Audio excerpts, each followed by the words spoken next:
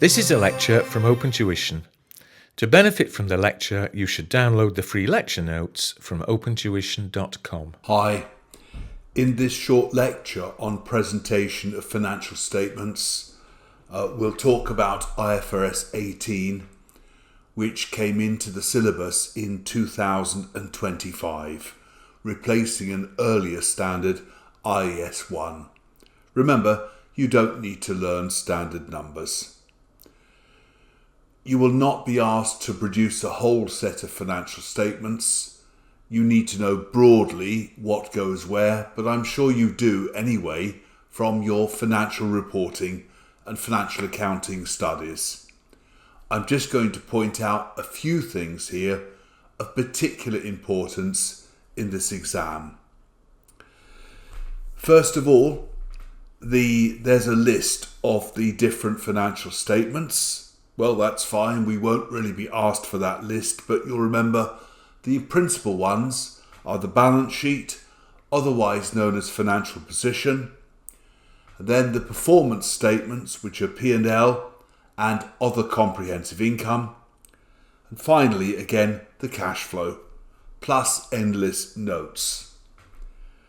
Now, moving ahead, in terms of the notes, first of all, you can see a pro forma balance sheet or financial position statement.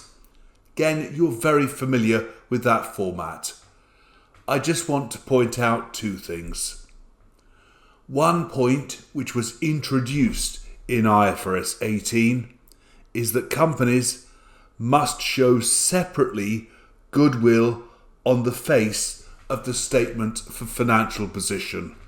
So this line here must be, again, disclosed. Previously, many companies would have merged it with other intangibles, but because goodwill doesn't really fit in with other intangibles, so it's not really a separable asset, it's not really something that gives legal, economic, contractual benefits. As a result of that, again, it's shown separately. In addition, notice here in current assets, non-current assets held for sale, you have met these before when you studied IFRS 5. That's in a later chapter. These are assets held for sale.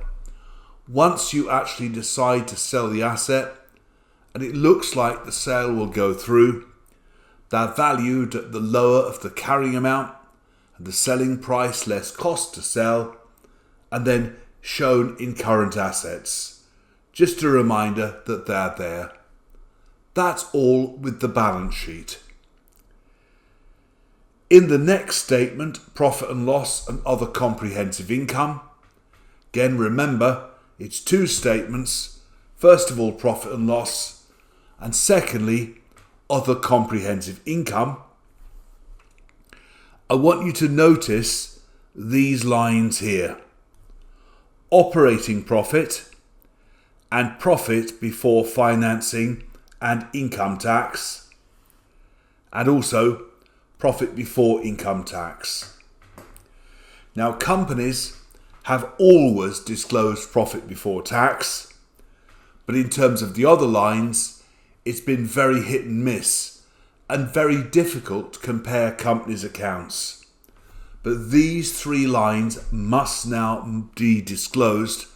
That's a very important change introduced by IFRS 18.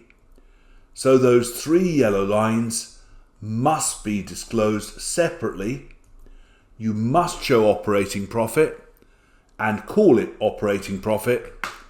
You must show profit before financing and income tax.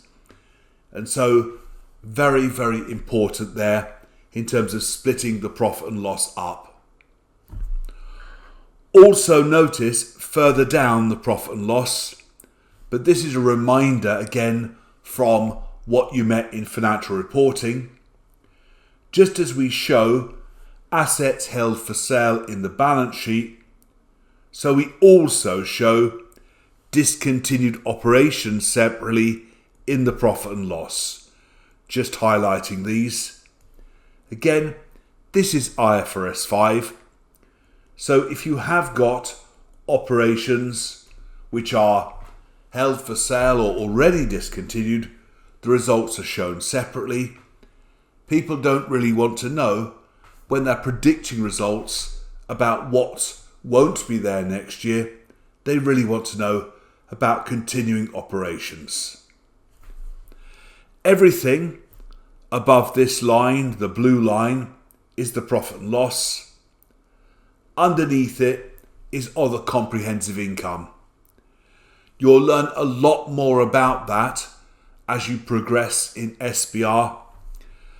You have already met, of course, the gain on fixed or non-current asset revaluations being shown separately in other comprehensive income, but there are a number of other gains and losses that you'll meet as you make your way through the syllabus. So more about that in later chapters. Here's another primary statement, the statement of changes in equity. To be honest, and I may be wrong, but in my opinion, the examiner doesn't seem that bothered about this because companies are not bothered about it. They have to produce it, but it doesn't really tell investors very much. Investors want to know about the assets and the results, and they're not finding it from there. So you'll come across it now and again in the syllabus, but you don't need to get very excited. In these disclosure points, just directly underneath, I want to highlight a couple of points here. First of all, companies disclose accounting policies, but notice the standard is very clear that what you must disclose is material policies. And that means the word things that actually matter.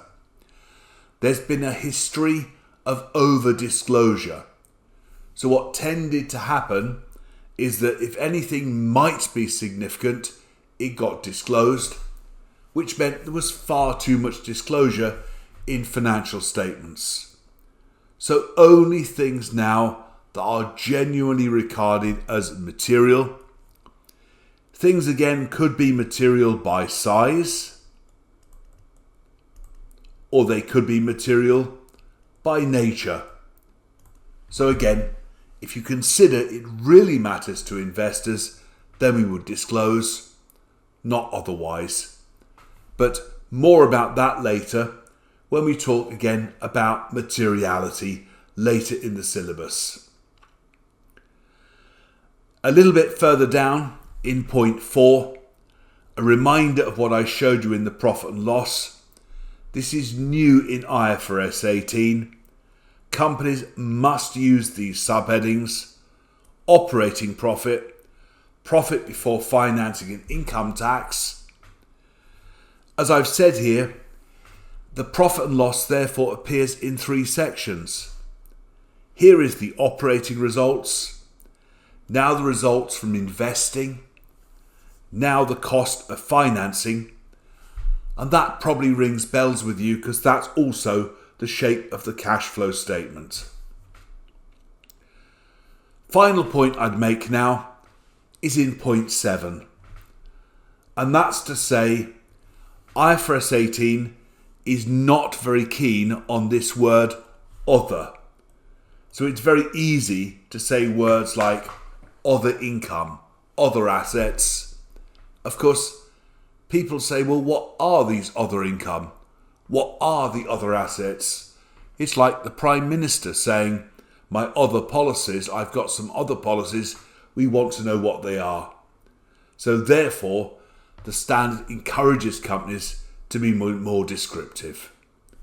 There we are. That's a summary of the session on presentation of financial statements. You need to know what goes where, but not necessarily to have to prepare a whole statement of financial position or profit and loss. Cash flow will meet in a later chapter. That's all. Thanks.